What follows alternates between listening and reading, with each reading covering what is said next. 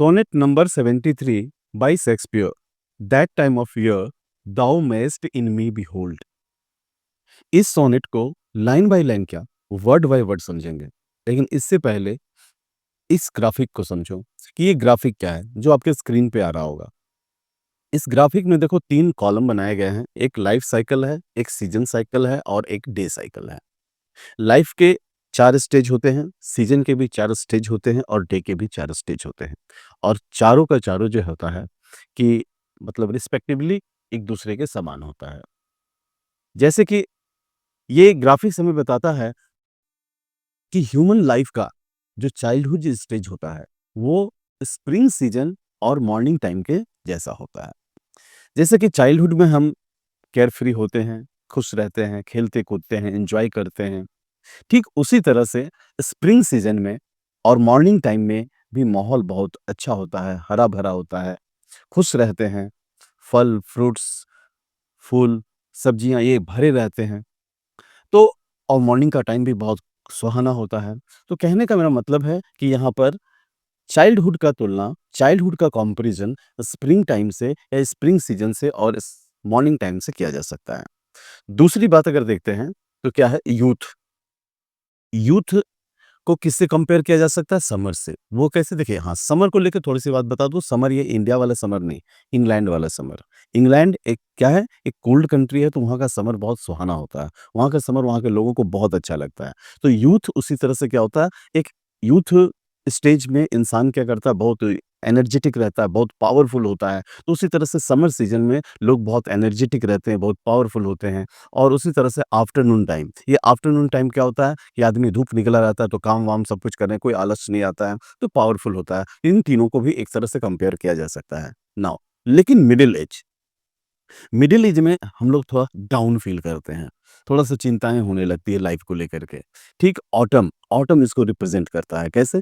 Autumn के season में क्या होता है, पेड़ के पत्ते झड़ने लगते हैं, पीले पड़ जाते हैं, फल-फूल होता नहीं है उतना। तो ऑटो उसको रिप्रेजेंट करता है और इवनिंग टाइम में भी आदमी थक-हार जाता है, थोड़ा-सा परेशान हो जाता है, थोड़ी चिंताएँ करने लगता है, दिन भर में जो काम किया वगैरह रहता है।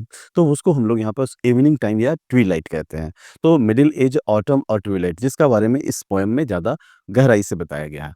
और इसके बाद एक संकेत मिलता है इस पोएम में और वो क्या है ओल्ड एज का। ओल्ड एज क्या होता है? विंटर के जैसा होता है। जैसे ओल्ड एज में बहुत तरह का कष्ट, प्रॉब्लम, पेन, दर्द ये सब हमको घेरे रखता है। विंटर का सीज़न में भी इंग्लैंड वाले विंटर में भी बहुत सारी तकलीफ़ें होती हैं, बहुत सारा कष्ट होता है, दिन भर जो है ओवरकास्ट रहता है, बादल छाए रहते हैं, पानी होते रहता है, बारिश होते रहता है वहाँ पे और लोगों का घर से निकलना मुश्किल हो जाता है क्योंकि स्नोफॉल होता है दिन मतलब स्नोफॉल से सफ़ेद हो जाता है और रात जो होती है वो डार्क हो जाता है। तो विंड और नाइट का समय भी क्या होता है इसी तरह कष्ट देने वाला होता है, तकलीफ़ देने वाला होता है, इस समय कोई उजाला नहीं होता है। तो दिन जो होता है वो रात में क्या करता है अपना रोशनी खो देता है। उसी तरह से इंसान जो है ओल्ड एज में अपना जीवन खो देता है। तो इस तरह से इनको तुलना किया जाता है, ये शेक्सपियर का कॉन्सेप्ट है और इसको समझने के बाद हम इस पोएम को आसानी से समझ सकते हैं। चलते देखते हैं इस पोएम में इसको कैसे डील किया गया है। तो सोनेट को अब लाइन बाय लाइन समझते हैं। देखिए क्या है, that time of year thou mayst in me behold. अब इस लाइन को थोड़ा-सा पैराफ्रेज़ किया जाए करते हैं। पैराफ्रेज़ करने से आपको ईज़िली समझ में आएगा। से इसको अगर पैराफ्रेज़ कहते हैं तो क्या, thou mayst behold that time of year in me. मतलब दो मेस्ट बिहोल्ड क्या मतलब हुआ? तुम देख सकते हो दैट टाइम ऑफ ईयर वर्ष के उस समय को, साल के उस समय को मुझ में। अब समझिए इसका मीनिंग। शेक्सपियर यहाँ अपने फ्रेंड से कह रहा है। क्या कह रहा है उसको समझिएगा। शेक्सपियर अपने फ्रेंड से कह रहा है कि ओ मेरे फ्रेंड, आप तुम मुझ में वर्ष के, साल के उस समय को देख सकते हो। किस समय को? साल के किस समय को देख सकते हो? साल के उसी समय को देख सकते हो व्हेन येलो लीव्स और नन और फ्यू डू हैंग। जब पेड़ों की डालियों पर पीले पत्ते हो जाते हैं। पत्ते पीले हो जाते हैं या पेड़ों की डालियों पर कोई पत्ता नहीं होता है या बहुत कम होता है। हैंग का मतलब लटकना। जब पेड़ों पर बहुत कम पत्ते लटकते हैं या पीले पत्ते लटकते हैं। ये पत्ते कहाँ लटकते हैं? अगली लाइन में देखिए क्या है? अपॉन दोज बोज, उन डालियों पर लटकते हैं, which shake against the cold. उन डालियों पर लटकते हैं जो ठंड के खिलाफ, ठंड के विरुद्ध काँपते रहते हैं। ठंड का मतलब यहाँ पर ठंडी हवाओं के विरुद्ध काँपते रहते हैं। ठंडी हवाएँ लगती है डाली में तो डाली हिलते-डुलते रहता है। और इस क्वाड्रेंट का जो लास्ट लाइन है इसको समझना होगा। Bare ruined choirs where late the sweet birds sang। Bare का मतलब क्या होता है? खाली। रूइंड का मतलब खंडहर, टूटा-फूटा। क्वायर्स क्या होता है ये समझिए। चर्च में एक प्लेस होता है जहाँ पर सिंगर्स बैठते हैं और गॉड के सर्विस में वो गाना गाते हैं, उसको बोलते हैं क्वायर्स। वेयर लेट मतलब देर से, द स्वीट बर्ड्स सैंग, जहाँ पर देर से जो है पक्षी गाना गाते हैं। अब इसका मीनिंग को समझते हैं कि ये शेक्सपियर पूरे होल को समझते हैं कि शेक्सपियर कहना क्या चाहता है। शेक्सपियर कहना ये चाहता है कि उस डाली को देखो, जो जिस डाली में पत्ते कम है या पत्ते पीले पड़े या पत्ते नहीं हैं, उस डाली को देखो उसकी क्या हाल है। वो एकदम बेयर हो गया है। बेयर मतलब खाली हो गया है, उसमें कोई पत्ता नहीं है। रूइंड है, चूँकि उसपे अब सिंगिंग बर्ड नहीं है तो वो रूइंड है, खंडर बन चुका है। और वहाँ पर पहले मीठे-मीठे पक्षी गीत गाते थे, लेकिन अभी उस डाली पर कुछ नहीं है। और ये डाली की हालात कैसी हो गई है? इस डाली की हालात उसी चर्च के उस जगह की तरह हो गया है, जहाँ से सिंगर जा चुके हैं और वो चर्च एक खंडहर बन गया है। तो यहाँ पर ऑटम सीज़न में ऑटम सीज़न में डाली की पेड़ के डाली की हालात को किससे? चर्च के खंडहर से किया जा रहा है। अब समझते हैं इन चारों लाइन में शेक्सपियर कहना क्या चाहता है? शेक्सपियर कहना चाहता है क्या? कि अपने दोस्त से कि मेरे दोस्त तुम मुझ में साल के उस समय को देख सकते हो जब पत्ते पीले पड़ जाते हैं, मतलब पतझड़ का सीजन होता है। मतलब मेरा जो है ऑटम आ गया है, मतलब मेरा पतझड़ आ गया है। पतझड़ किसको संकेत करता है? ऑटम का इक्वल क्या होता है? Middle age. मतलब शेक्सपियर कहना चाहता है अपने दोस्त से कि मेरा मिडिल एज आ गया है, अब हम ओल्ड एज की ओर बढ़ रहे हैं। अब दूसरे क्वाड्रेंट में चलते हैं। क्या है? इन मी Thou seest the twilight of such day। Shakespeare अपने फ्रेंड से क्या कहता है?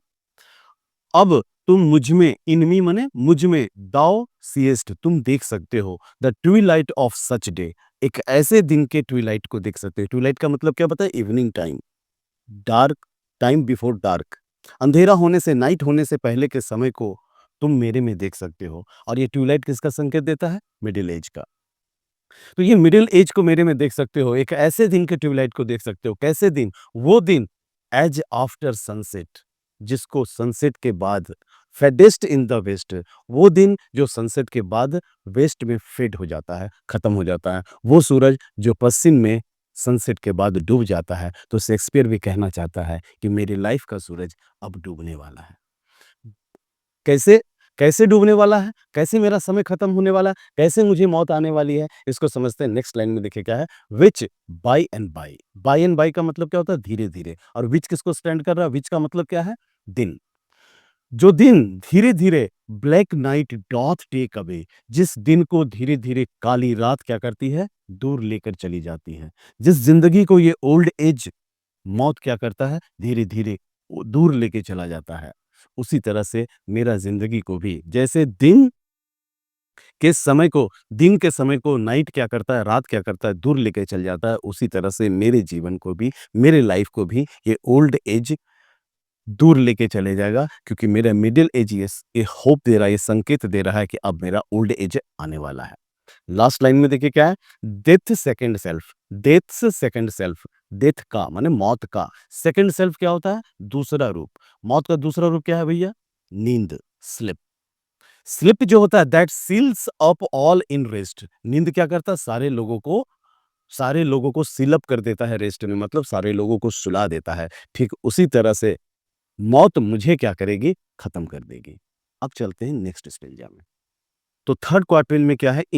मी इन मी दाउ सीएस्ट, मुझ में तुम देख सकते हो, the glowing of such fire, ऐसे आग का जलना। ग्लो मतलब जलना, एक ऐसे आग का जलना देख सकते हो। कैसा आग भैया? That on the ashes of his youth doth lie, उस आग का जलना तुम मेरे में देख सकते हो, जो अब अपने यूथ के एसेस पे जल रहा है। यूथ के एसेस पे मतलब अपने जवानी के राख पर जल रहा है। जवानी का राख किसे कहते हैं? जवानी का के बाद क्या आता है?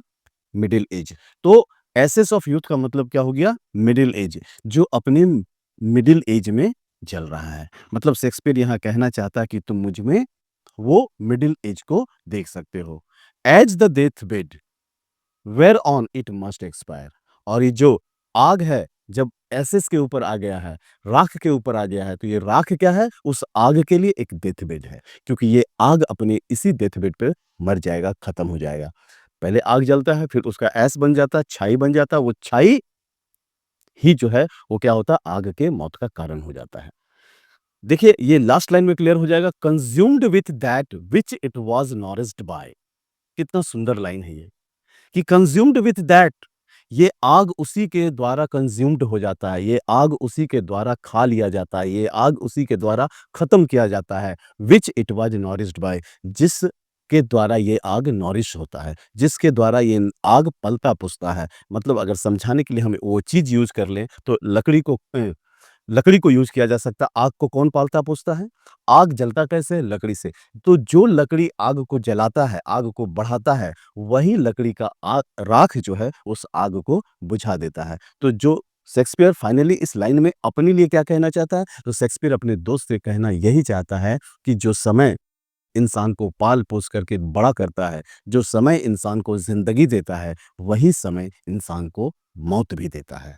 अब फाइनल कपलेट में हम समझते हैं शेक्सपियर का मिरेकल, एक ऐसा मिरेकल जो जैसा कि हमेशा करता है, एज़ यूजुअल शेक्सपियर हमेशा अपने कपलेट में एक मिरेकल करता है। तो मिरेकल देखते हैं क्या करता है शेक्सपियर।